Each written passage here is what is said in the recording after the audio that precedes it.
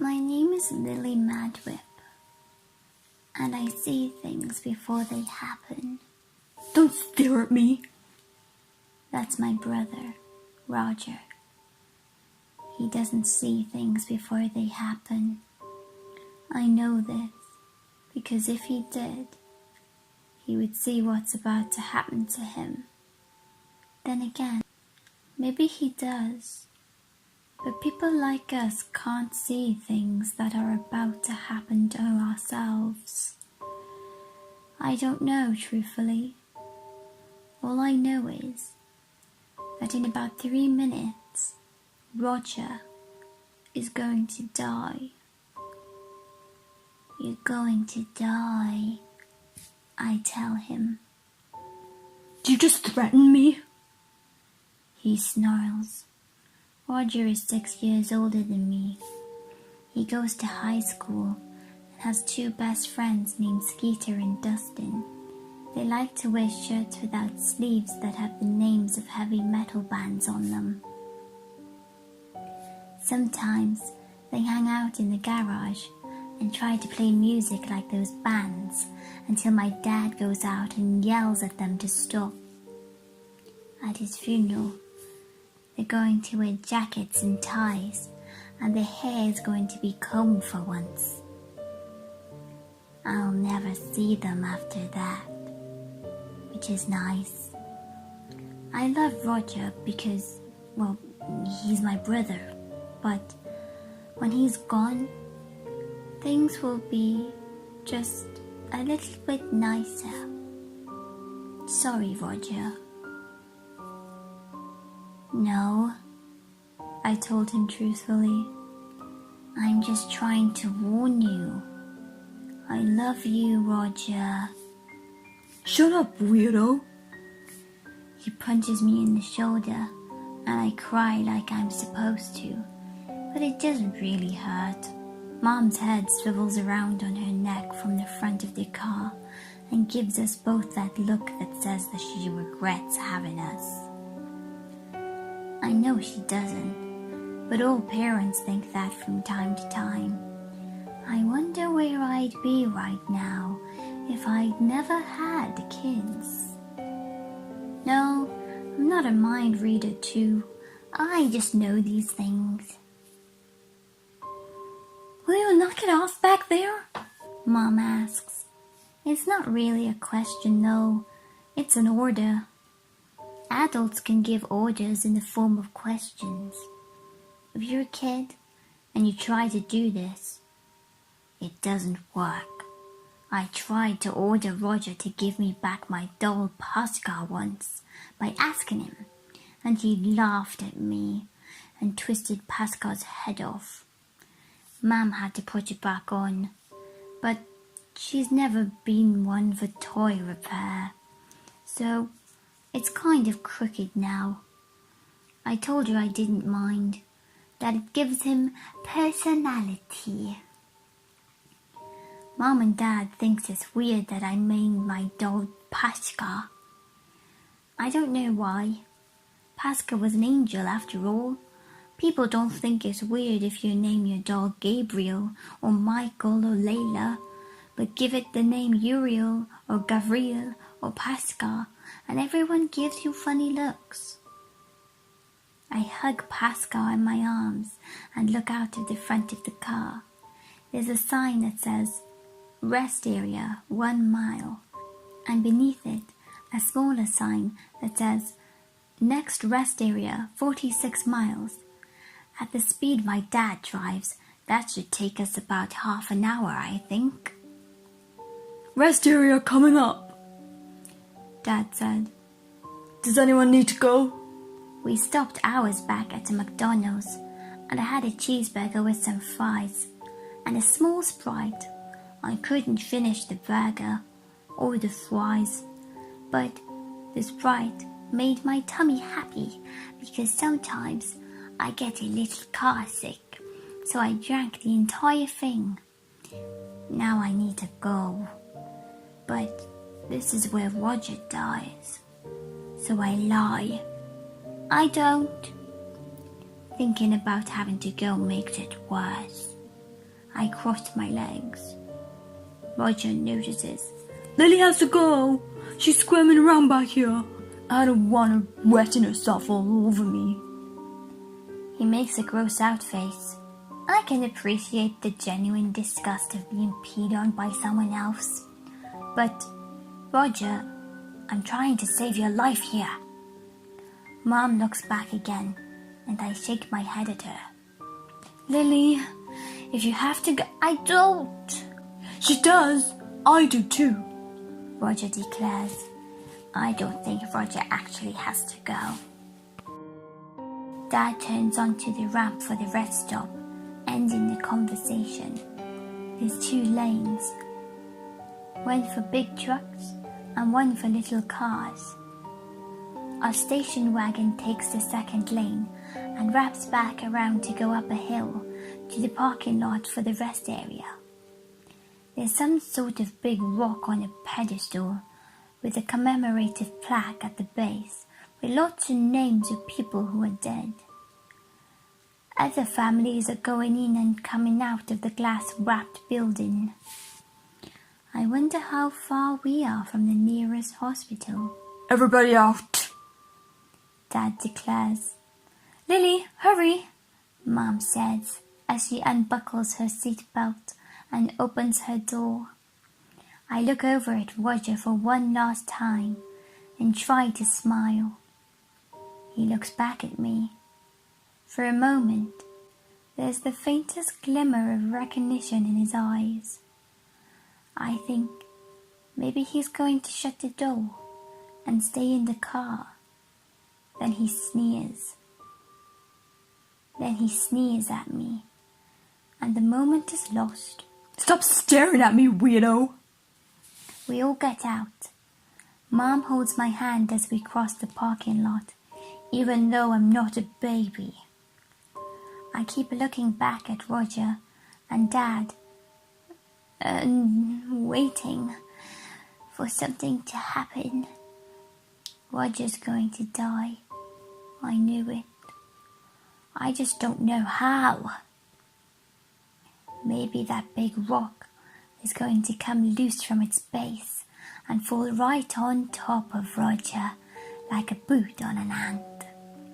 I've stepped on ants before. I always say sorry afterward, but it's kind of pointless by then.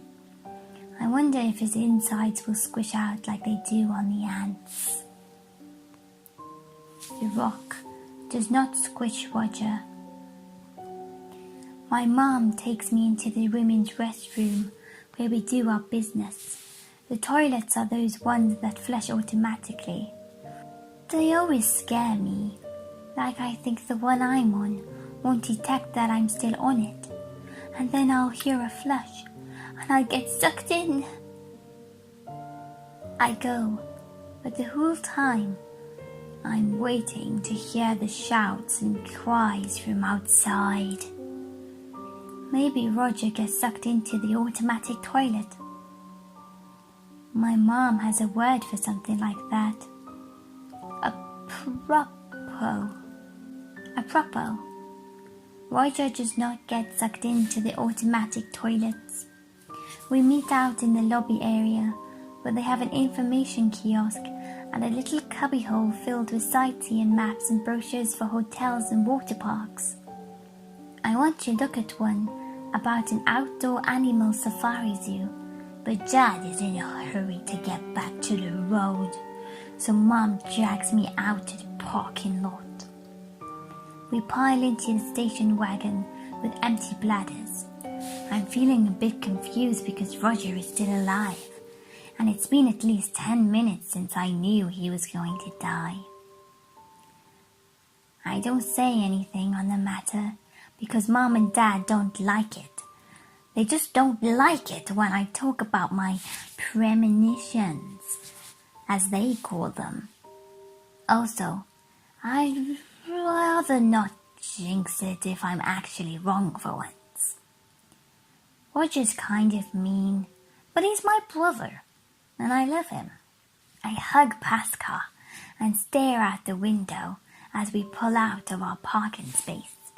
Suddenly, Pascal is snatched from my arms. I turn, startled, to see Roger holding the doll out his window, waving it in his hand. He grins at me. Hey, Assface, wanna see if your doll can fly?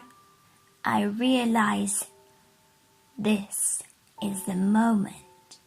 I can't help but say something. This is when you die. I tell him solemnly. Roger's smirk is replaced by one of anger. He lets go of Pascal, who disappears beneath the wheels of our car. In my distress, I cry out, lurching against my seatbelt, as if I can whisk out of the window and snatch Pascal up before he is lost forever. Mom turns and starts asking loudly what just happened.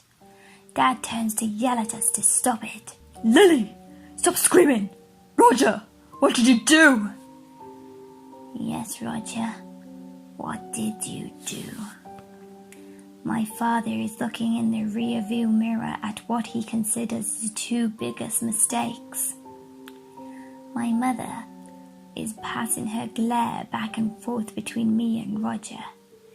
Roger is looking at Mom and Dad and trying to put on an innocent expression as he lies and tells them that I started it. Only one of us is looking at the lane for the big trucks that were currently merging with our dad's typical high rate of speed. And that's me. What do I see out of Roger's window but a giant truck with lots of big tires and a large trailer on the back, barreling down at us with a driver in the cab who looks as shocked and confused as I am. I'm not screaming for Pascal anymore.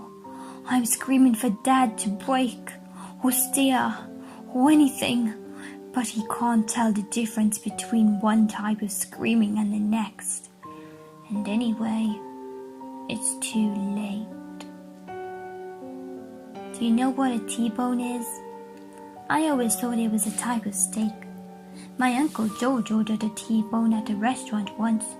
He got a mammoth piece of meat with the bone still in it. That's why they call it a T-bone, because the bone is there and it looks like a T, like the letter T. Apparently, T-bone is also a kind of collision where one vehicle strikes another in the side because the two vehicles make a T shape. Just like the bone in the steak my uncle ordered. That's what the big truck does to us. It T-bones us right before the on-ramp into the interstate. The nearest hospital is 23 minutes away. I would have never guessed that number. They take Roger and my dad there in an ambulance. Dad has a dislocated shoulder and a lot of cuts and bruises. Roger is airlifted to Boston Memorial. He gets to fly in a helicopter, although he isn't conscious for it, so he kind of misses out. He dies from internal injuries before he gets there. Mom and I are treated for lots of little cuts from glass and stuff. The driver of the truck is fine, but shook up by the whole thing. I hope he doesn't blame himself for Roger's death. That was nobody's fault but Roger. One of the emergency medical people who treats us on the scene finds Pascal and gives him back to me. He always finds his way back home to me. The EMT asks me what my doll's name is and gives me a funny look when I tell him. I don't tell him that he's about to get a call for an old lady who suffered a stroke in the same place called Middlebury. That kind of trivial information is lost on most people. Kind of like how I know my mom and dad are going to cry and hug each other and worry about Roger until they find out he's dead. After that, Dad will get more distant because he secretly blames me. It's not a secret, Dad. I know. And Mom will hug me a little tighter each night at bedtime. I see it, but they don't need to know I do. I hope Roger is in a better place. But Pascal tells me he's not. Pascal is always right.